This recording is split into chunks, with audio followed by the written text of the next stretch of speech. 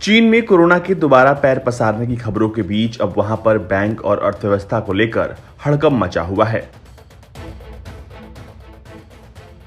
People's bank of China ने बिना पूर्वानुमति के बड़ी मात्रा में नकदी निकालने पर रोक लगाने का फैसला किया है।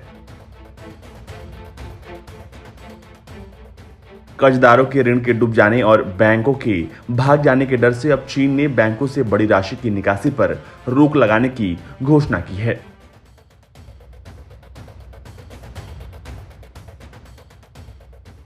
रिपोर्ट्स के मुताबिक चीन की कम्युनिस्ट पार्टी ने बैंकों के भाग जाने के डर और कोरोना महामारी के मद्देनजर गैर निष्पादित संपत्तियों की बढ़ती संख्या के बीच नकदी निकासी पर अंकुश लगा दिया है।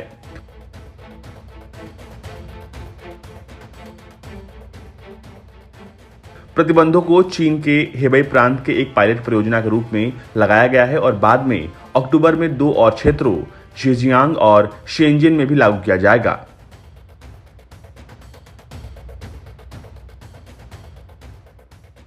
इन तीनों प्रांतों के लगभग 70 लाख लोग नकदी निकासी प्रतिबंधों के कारण प्रभावित होंगे। सरकारी एजेंसियों के अनुसार स्थानीय सरकारों, पुलिस और बैंकों द्वारा बड़ी संख्या में लोगों को बैंकों से पैसा निकालने के लिए राजी करने में विफल रहने के बाद इन प्रतिबंधों की घोषणा की गई थी।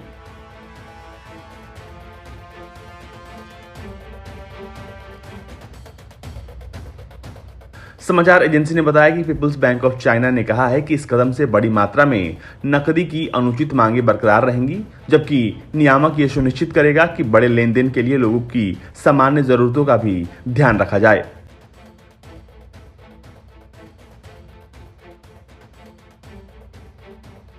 इस 2 वर्षीय परियोजना के तहत व्यक्तियों और व्यवसायों के लिए नकदी निकासी पर सीमाएं लगाई गई हैं। रिपोर्ट में कहा गया है कि 1000 से 3 लाख युआन और 5 लाख युआन से अधिक की नकदी को वापस लेने वाले व्यक्तियों को पहले सरकार की मंजूरी की आवश्यकता होगी।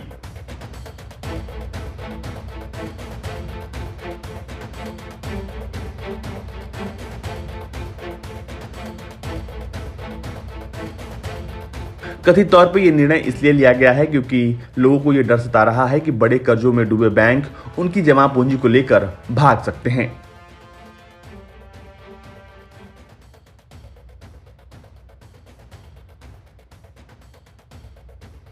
यही कारण है कि लोग तेजी से अधिक मात्रा में बैंकों से अपने पैसों की निकासी कर रहे हैं और चीन जबरन लोगों को उनके पैसे निकालने नहीं दे रहा है। ब्यूरो रिपोर्ट, भारत तक।